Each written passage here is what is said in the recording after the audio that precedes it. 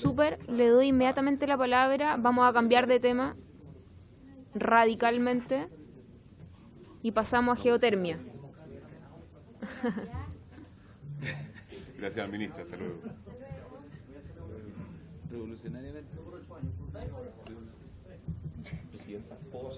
Sí, Juan Ignacio. No, solo para poder dejar en claro, la ministra, en este momento están votando en general en el Senado el proyecto de eficiencia energética. Teníamos contemplado que el subsecretario fuera en representación de ella para poder estar acá, pero le negaron la entrada a la sala. Así que Suele pasar. la ministra tiene que ir a la votación allá, por eso tuvo que retirarse. Bueno. Sí. Su micrófono. Buenas tardes, Presidenta, por su intermedio a todos los diputados. Respecto al proyecto planteado de geotermia, de mi mayor interés expresar que la superintendencia adquiere roles que no tenía, toda vez que este proyecto le confiere la facultad de fiscalizar las instalaciones, fundamentalmente en lo que se refiere a los aspectos de seguridad que están presentes en las instalaciones de geotermia. En lo general, lo que hace este proyecto es que separa la actual ley de geotermia, que establece un régimen de concesiones para quienes solicitan la explotación de fuentes geotérmicas, y eso entonces por su complejidad deja fuera a todas estas prestaciones menores o solicitudes menores que se llaman someras, y que permitirían facilitar una serie de potencialidades que tiene hoy día, sobre todo para regulación térmica al interior de hogares, al interior de hospitales, al interior de edificaciones en general, de empresas pymes, toda vez que se facilita el uso en rangos que están bien definidos en el proyecto de ley para excavaciones hasta 400 metros y para aquellos que el manejo promedio de la temperatura no sea mayor de 90 grados Celsius. Y esto que anteriormente estaba radicado en el Cernageomin, entonces la función de fiscalización de esta nueva ley, atendiendo que hay que materias de seguridad que abordar. Si pensamos que estas instalaciones se piensa que podrían entrar al interior de los hogares, o de hospitales, de colegios, de pequeñas empresas, entonces lo que nos preocupa es que tanto el diseño, la construcción como la operación de lo que serían las instalaciones que hay que adicionar a cualquiera de estas infraestructuras no sean con riesgo para las personas y por tampoco que sean por riesgo para sus bienes.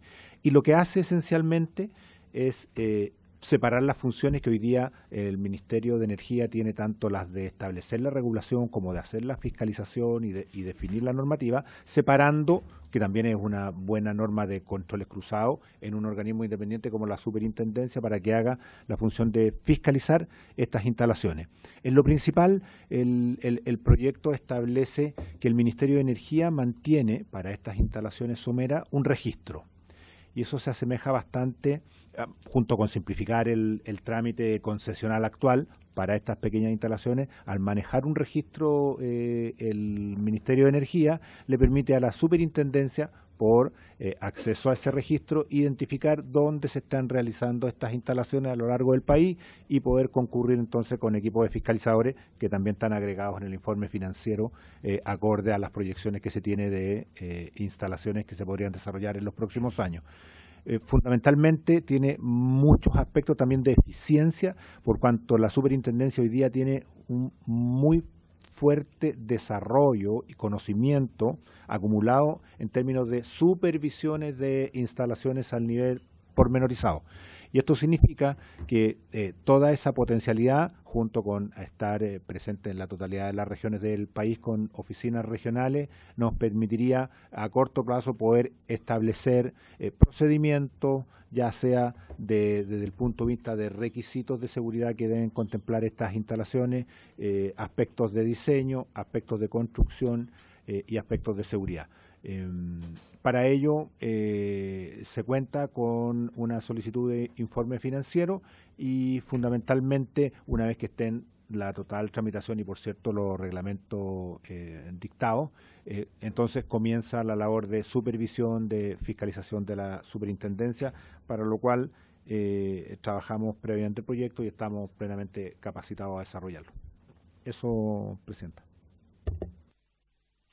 Muchas gracias, superintendente. Ofrezco la palabra a los diputados, diputadas.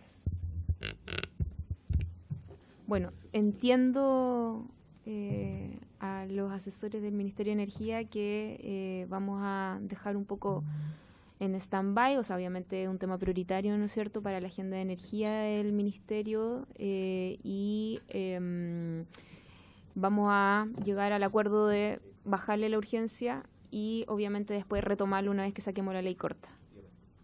Sí, por supuesto, Juan Ignacio.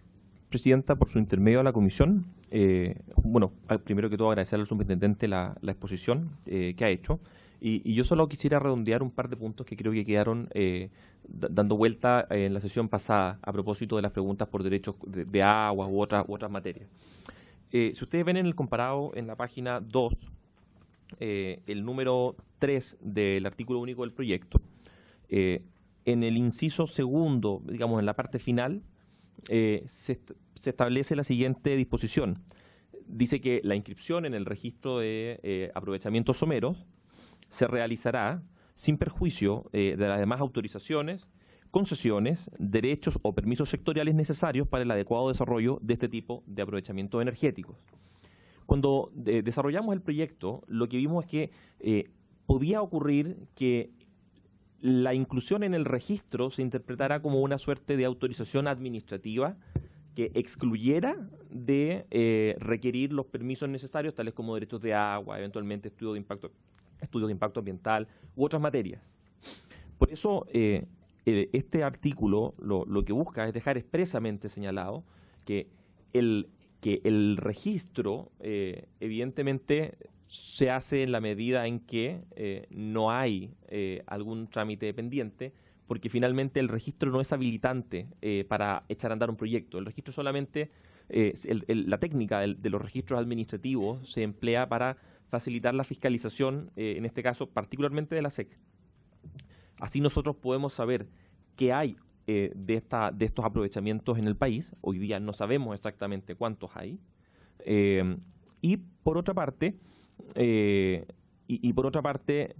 registro, como señalaba, no tiene una naturaleza habilitante particular.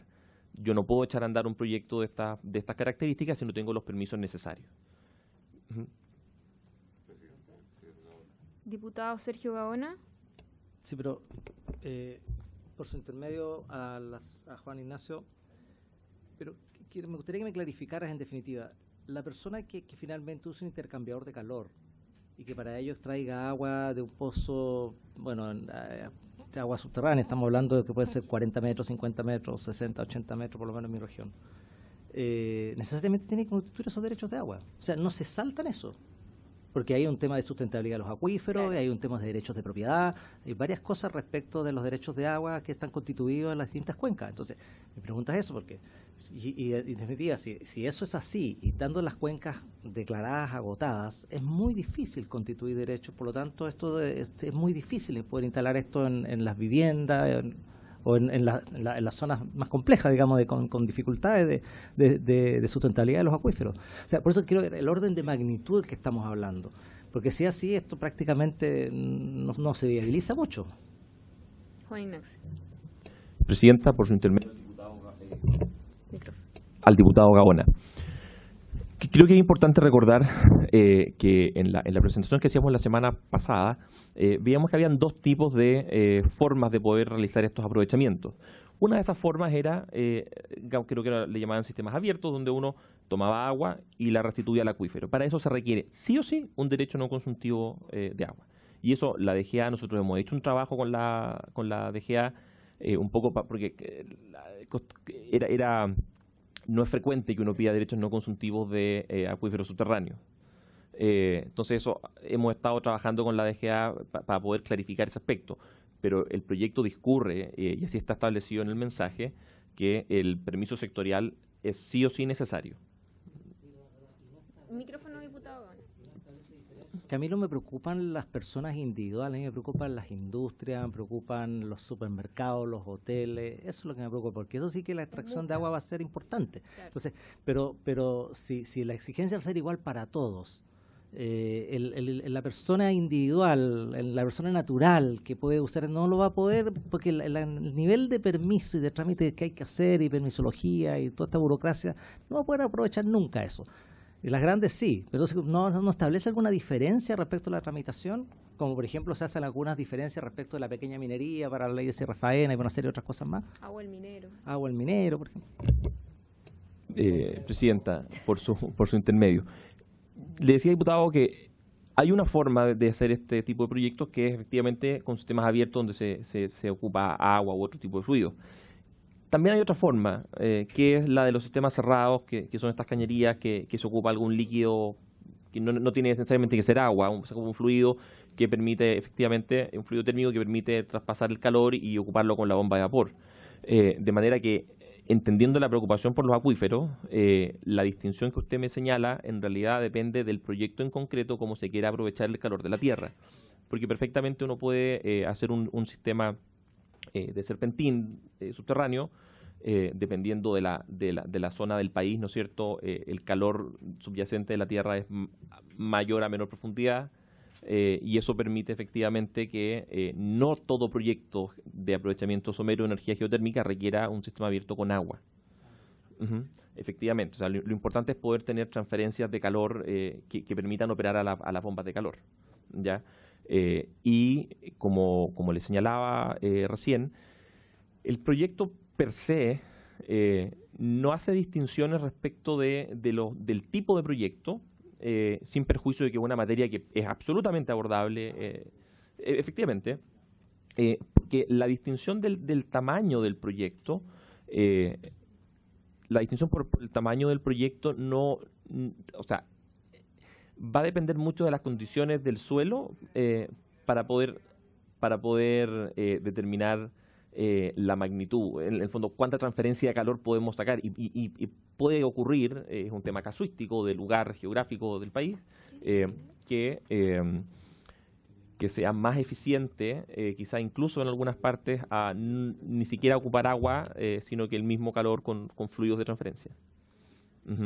Pero sí dar la tranquilidad a la Comisión de que el proyecto no constituye una autorización que exima de los trámites regulares que todo proyecto tiene que hacer de conformidad al ordenamiento general.